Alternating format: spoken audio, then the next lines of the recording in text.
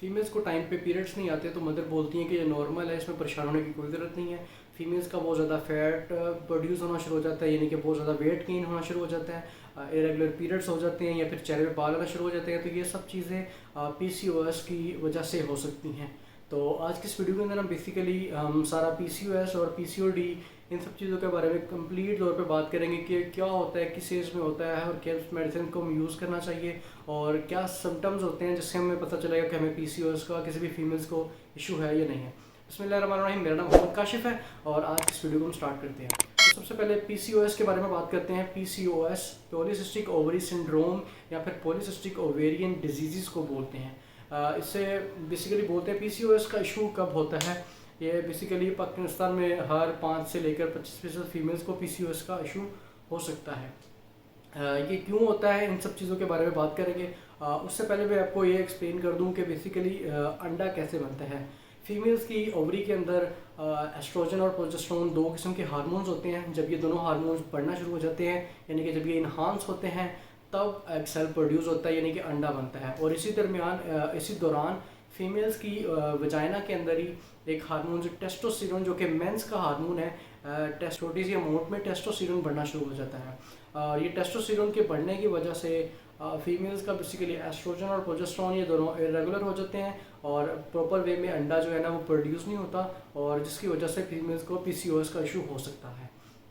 तो ये basically hormones imbalance की वजह से होता है। इन सब चीज़ों को फेस करना पड़ सकता है। इनफर्टिलिटी हो सकती है, बांझपन और चेहरे पे बहुत ज़्यादा बाल आना या फिर बहुत ज़्यादा वेट बढ़ना शुरू हो जाता है फीमेल्स का। और इसके अलावा और भी डिफरेंट सर्कमस्टांसेस फेस करना पड़ सकते हैं इन सब चीज़ों में। ये सारी चीज़ों की वजह से हम केस कर सकते हैं कि फीमेल्स को PCOS का इशू है। ये 3 मेन फैक्टर्स हैं। इनमें सबसे पहले नंबर पे फीमेल्स पे चेहरे पे बाल आना शुरू हो जाते हैं, दूसरे नंबर पे उसका बहुत ज़्यादा वज़न बढ़ना शुरू हो जाता है, और तीसरे नंबर पे इरेगुलर पीरियड्स आ जाते हैं, यानी कि प्रॉपर वे में पीरियड्स नहीं आते। अगर आते हैं तो बहुत ज़्यादा पीरियड्स आते हैं या फिर डिले करना शुरू हो जाते हैं, और एक 2 मंथ में पीरियड्स नहीं आते हैं। जो इस सब चीज़ों में फीमेल्स को PCOS का इशू हो सकता है। तो ये बेसिकली PCOS का इशू का सिर्फ टेस्टोस्टेरोन के लेवल के बढ़ने की वजह से हो सकता है, नहीं बल्कि इसके अलावा इसके और भी सर्कमस्टांसेस हैं।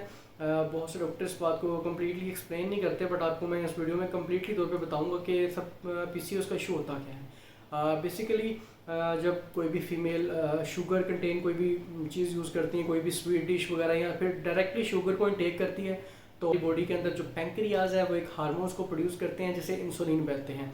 ये इंसुलिन बेसिकली जो हमने शुगर यूज़ किया है उसको कम करने के लिए बेसिकली हमारे पैंक्रियाज को प्रोड्यूस करते हैं। लेकिन PCOS की कंडीशन में जो इंसुलिन है वो रेजिस्टेंस हो जाती है। इंसुलिन रेजिस्टेंस क्या होती है? इंसुलिन रेजिस्टेंस ये होती है कि जब हम सपोज कोई शुगर या फिर कोई भी शुगर कंटेन या फिर डायरेक्टली शुगर इनटेक करते हैं, हमारे जो पैंक्रियाज हम इंसुलिन प्रोड्यूस करते हैं, लेकिन वो इंसुलिन अपना प्रॉपर वर्क नहीं करती। इंसुलिन जब अपना प्रॉपर वर्क नहीं करती तो हमें उसे बोलते हैं कि इंसुलिन रेजिस्टेंस हो गई है। इसी के लिए जब इंसुलिन रेजिस्टेंस होगी तब फीमेल्स की वजाइना के अंदर जो टेस्टोस्टेरोन लेवल बढ़ता है, और टेस्टोस्टेरोन लेवल की वजह से हमारा जो एस्ट्रोजन हार्मोन है या प्रोजेस्टेरोन है ये डिस्टर्ब हो जाते हैं। इसके अलावा एक और पिट्यूटरी ग्लैंड होता है जो कि बेसिकली हमारी ब्रेन के अंदर होता है। ये पिट्यूटरी ग्लैंड के अंदर 2 हार्मोन्स होते हैं, एक FSH और एक LH। ये FSH बेसिकली एस्ट्रोजन हार्मोन्स को बूस्ट करता है, जिसकी वजह से एग सेल प्रोड्यूस होता है, और LH भी इसी के साथ इसमें हेल्प करता है। और ये तो जब इंसुलिन रेजिस्टेंस हो जाती है तो टेस्टोस्टेरोन लेवल डिस्टर्ब हो जाता है। जब टेस्टोस्टेरोन लेवल डिस्टर्ब हो जाता है तो बेसिकली फीमेल के estrogen hormones, progesterone, FSH, LH ये सभी डिस्टर्ब हो जाते हैं, जिसकी वजह से अंडा प्रॉपर वे में नहीं बन पाता, प्रॉपर प्रोड्यूस नहीं हो जाता, जिसकी वजह से फीमेल्स को इनफर्टिलिटी हो जाती है। तो ये सभी चीज़ें फेस करना पड़ सकती हैं। तो इस वीडियो में हमें सबसे ज़्यादा मेनली पता चला कि फीमेल्स को PCOS का पता कब चलेगा, जब उसके चेहरे पे बाल आना शुरू हो जाएंगे, और फिर बहुत ज़्यादा वेट गेन होना शुरू हो जाएगा, या फिर इरेगुलर पीरियड्स उसको हो जाएंगे, तब पता चलेगा कि फीमेल्स को अब डॉक्टर से कंसल्ट करना चाहिए। तो बहुत ज़्यादा फीमेल्स को ये शादी के बाद में, जब उनका 10 माह या 12 माह बाद जब उनका ऑफस्प्रिंग प्रोड्यूस नहीं होता, तब उनको पता चलता है कि यार हमें PCOS का यहाँ इशू है। तब डॉक्टर उनको बताते हैं कि इन चीज़ों को हम PCOS बोलते हैं।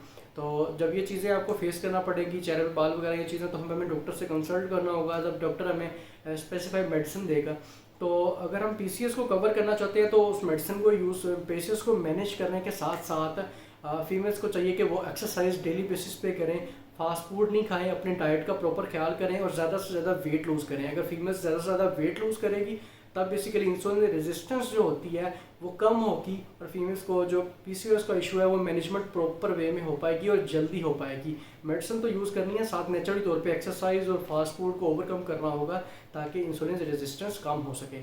अगर इंसुलिन रेजिस्टेंस होगी तो फीमेल्स को डायबिटीज़ होने का भी चांसेस हो सकते हैं। अब तो चांसेस नहीं है बल्कि कंफर्म है कि अगर पीसीओएस का इशू है तो फीमेल्स को डायबिटीज़ हो जाएगी।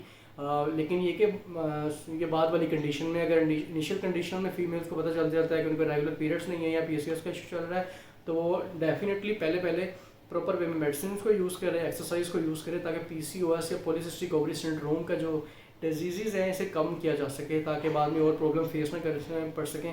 पीसीओएस की वजह से कैंसर और भी बहुत ज़्यादा डिजीज़ हो सकती हैं।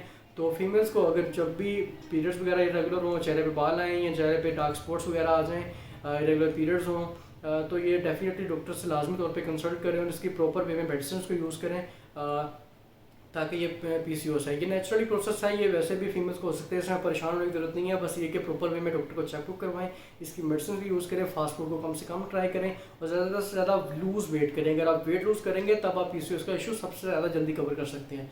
तो उम्मीद करता हूँ कि इस वीडियो में काफ़ी हद तक आपको पीसीओएस, पॉलीसिस्टिक ओवरी सिंड्रोम या पॉलीसिस्टिक ओवरी डिजीज़ के बारे में काफ़ी हद तक नॉलेज होगी और इंशाल्लाह नेक्स्ट वीडियो में इसके बारे में और डिटेल वीडियो बनाएंगे। कुछ मेडिसिन का भी आपको बताएंगे कि कौन कौन सी चीज़ें यूज़ करके आप पॉलीसिस्टिक ओवरी सिंड्रोम को मैनेजमेंट कर सकते हैं। इस वीडियो में इतना ही, फिर मुलाकात होगी इंशाल्लाह नेक्स्ट वीडियो में। तब तक के लिए इजाज़त दीजिए, अल्लाह हाफिज़।